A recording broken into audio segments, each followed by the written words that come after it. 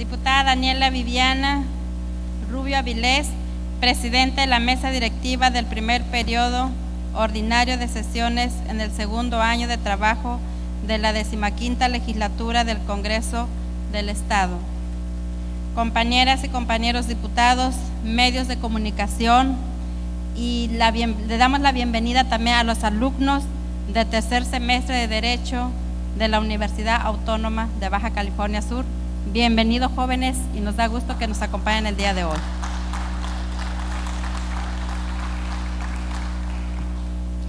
México tiene una grandísima tradición en la política exterior, una tradición que nos ha dado prestigio ante el mundo, autoridad y cientos de agradecimientos, tanto personales como estatales. Desde hace décadas, México es un país de asilo, un lugar que recibe con brazos abiertos a todos aquellos que son amenazados en su país de origen y buscan refugio. La honrosa tradición mexicana, dada desde el siglo X y IX, siendo el gran poeta y revolucionario cubano José Martí estuvo refugiado en México. Quien inicia esta tradición lo exiliaron acusado de traición, por lo que terminó en nuestro país.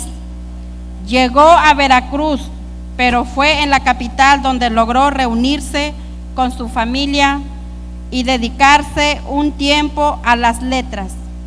En estos años profundizó su pensamiento político liberador. De esta manera se inicia en nuestro país esta larga tradición donde México ha sido refugio seguro para personajes latinoamericanos que han trascendido en la historia de la región, pero también a personajes de otras latitudes como el revolucionario ruso León Trotsky. En el extremo opuesto de las ideologías, México recibió al el Shah de Irán cuando fue derrocado por la Revolución Islámica en 1979. Es en esta tradición que el día de hoy se tiene prevista la llegada del presidente del Estado Pluricultural de Bolivia, Evo Morales, presidente orgulloso de su origen indígena.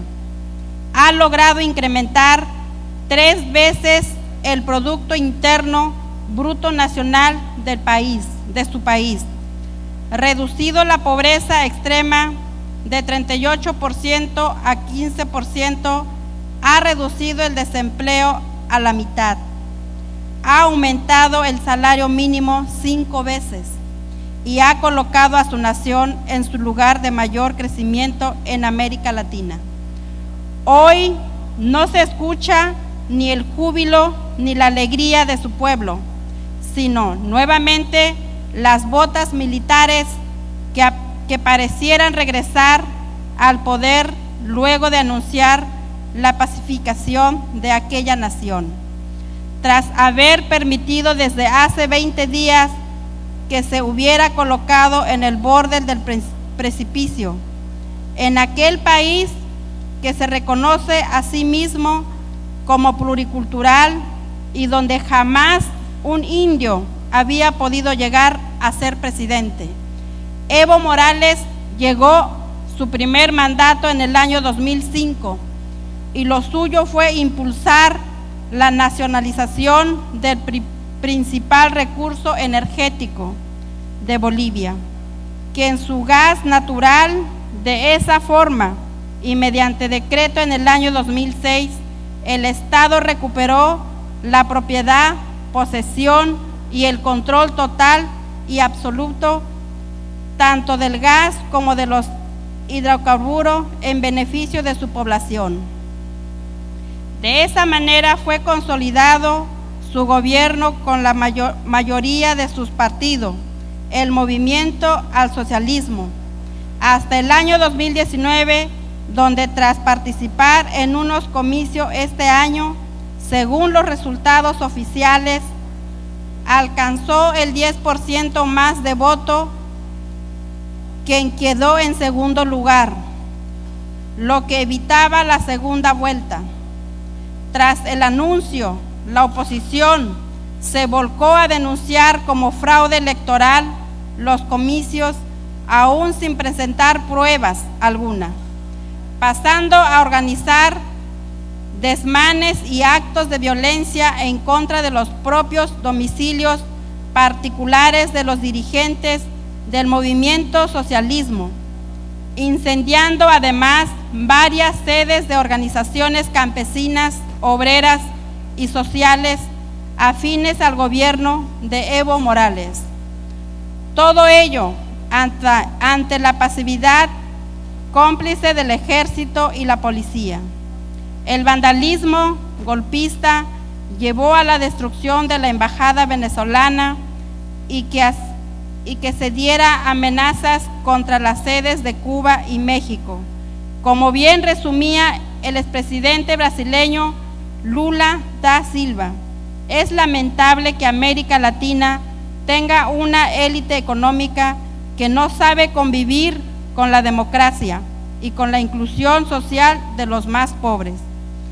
Y es que aquel país, con el supuesto pretexto de las irregularidades en la elección, de poco sirvió que el presidente Evo Morales hubiera decidido renunciar a la presidencia para evitar el acoso y persecución hacia sus seguidores, aunque convocó a nuevos comicios para quienes actuaron contra el orden legal. Ahora la demanda es acabar con el gobierno que colocó al país en la ruta de la soberanía, el desarrollo, la reducción de las desigualdades y el crecimiento económico excepcional. Hoy en Bolivia se dio la destrucción de un proyecto institucional que abatió la pobreza y la miseria a mínimo histórico y logró tasas de crecimiento sin comparación con el continente. Hoy el gobierno federal mexicano de la Cuarta Transformación, retomando nuestras mejores tradiciones, respeto a la protección y asilo político hacia los perseguidores, otorgó dicho estado al presidente boliviano, quien afirmó que volverá con más energía para seguir trabajando en beneficio de su pueblo. Desde esta tribuna hacemos voto que si sea por el bien de aquel hermano país, y desde donde también hacemos nuestra solidaridad con el pueblo boliviano y con su compañero presidente, orgulloso de los pueblos indígenas del mundo, Evo Morales.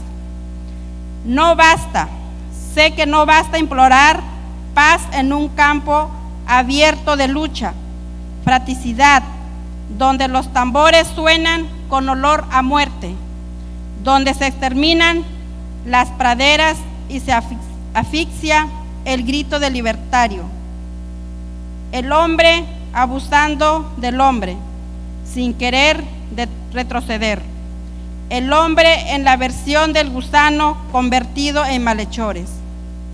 En esa compleja y absurda discordancia, la asimetría en la política nos arrastra en oscuro tobogán. El presidente de Bolivia ya no es igual. Que la historia juzgue en su momento esas pretendidas ambiciones de secuestrar una nación. La verdad no se esconde, se exhibe, se defiende y como tal debe transmitir confianza y calor hondo en la conciencia. Es cuanto. Muchas gracias.